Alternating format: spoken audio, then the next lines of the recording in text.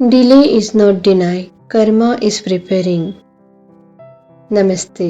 जी हाँ, मैं हूँ शर्वरी और आप देख रहे हैं sunshine tarot and healing with Sharvari. आज मैं आपसे कर्म पर कोई भारी ज्ञान देने नहीं आई हूँ। आज मैं बस जिंदगी की सच्ची बातें करना चाहती हूँ, क्योंकि हम सब कभी न कभी ये कहते हैं मैं तो सही हूँ, फिर मेरे साथ ऐसा क्यों हो रहा है। आज इसी सवाल को हर कर्म और गीता की रोशनी में आसान शब्दों में समझेंगे। कर्म क्या है? सिंपल भाषा में बताएं तो अक्सर हम कर्म को सिर्फ एक्शन समझ लेते हैं, लेकिन सच यह है कर्म केवल आपने क्या किया इतना ही नहीं है। आपने किस भाव से किया, आप गुस्से में चुप रहे या समझदारी से चुप रहे। दोनों बाहर से एक जैसे ही लगते हैं, लेकिन कर्म अलग बनता है। गीता इसी को चेतना कहती है।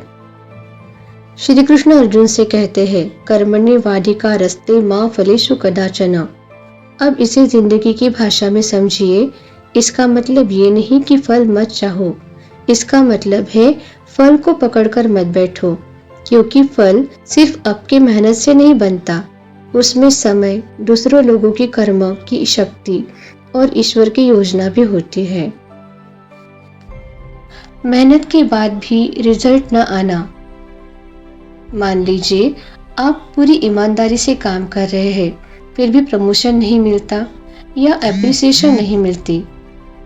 अब मन ये कहता है मेरी मेहनत बेकार गई, लेकिन गीता कहती है कोई भी कर्म बेकार नहीं जाता।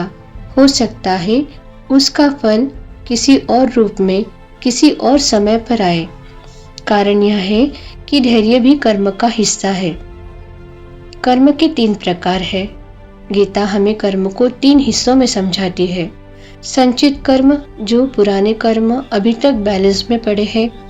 प्रारब्ध कर्म, जो इस जीवन में फल देने आए हैं, जैसे परिवार, कुछ रिश्ते, कुछ चैलेंजेस।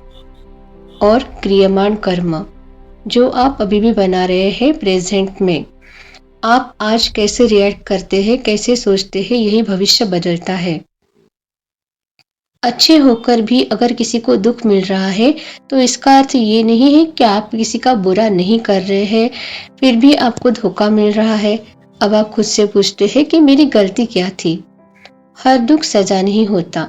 कुछ दुख पुराने कर्मों की सफाई होती है, जैसे पुराना पेंडिंग बिल आज भरना पड़ता है। गीता इसे पनिशमेंट नहीं, निर्वहन कहती है। ध्यान दीजिए, हर बार आपको वही प्रकार के लोग मिलते हैं, हर बार वही डिसअपॉइंटमेंट मिलती है, तो अब ये किस्मत नहीं है, ये आपके कर्म का पैटर्न है। जब तक आप ये सीखते नहीं कि बाउंड्रीज कैसे बनानी है या खुद की वैल्यू कैसी समझनी है, कैसी बढ़ानी है, वही सिचुएशन घूम घूम कर आती रहेंगी। श्री कृष्ण जिस कर्म की बात करते हैं वो निष्काम कर्म है, अर्थात काम करो लेकिन ईगो या डर के साथ नहीं। जब आप कहते हैं मैं अपना बेस्ट दे रही हूँ, दे रहा हूँ, और बाकी छोड़ देते हैं, तो कर्म बंधन नहीं बनता, तब कर्म हल्का हो जाता है। गुस्सा, माफी और अंदर के कर्म आपको आपसे ऊपर कर देते हैं। मान लीजिए किसी ने आपको हर्ट कर दिया, आप कह देते हैं कि ठीक है माफ किया, लेकिन अगर अंदर कड़वाहट रह जाती है तो गीता कहती है कर्म केवल शब्द नहीं है, कर्म अंदर की स्थिति है। जब तक अंदर रिलीज नहीं होता कर्म चलता रहता है, इसीलिए हीलिंग जरूरी है। तो रोज का कर्म कैसे सुधारे? किसी भी रिएक्शन से पहले 2 सेकंड रुके, खुद से पूछे ये मुझे क्या सिखा रहा है। इमोशंस को दबाए नहीं, समझे। हर सिचुएशन को पनिशमेंट नहीं, लेसन मान के चले। यही गीता का कर्म योग है। अब मैं आपसे बिल्कुल दिल से कहूंगी, आपकी जिंदगी आपके खिलाफ नहीं है। आपका कर्म आपको तोड़ने नहीं, आपको समझदार बनाने आया है।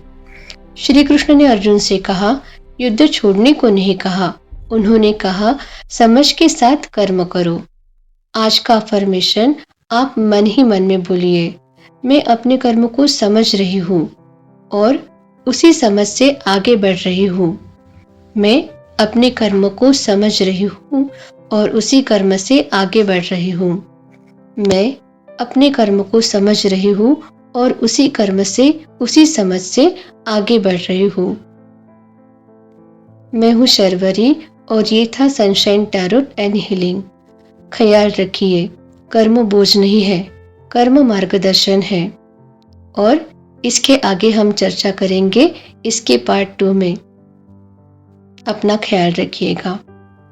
Thank you.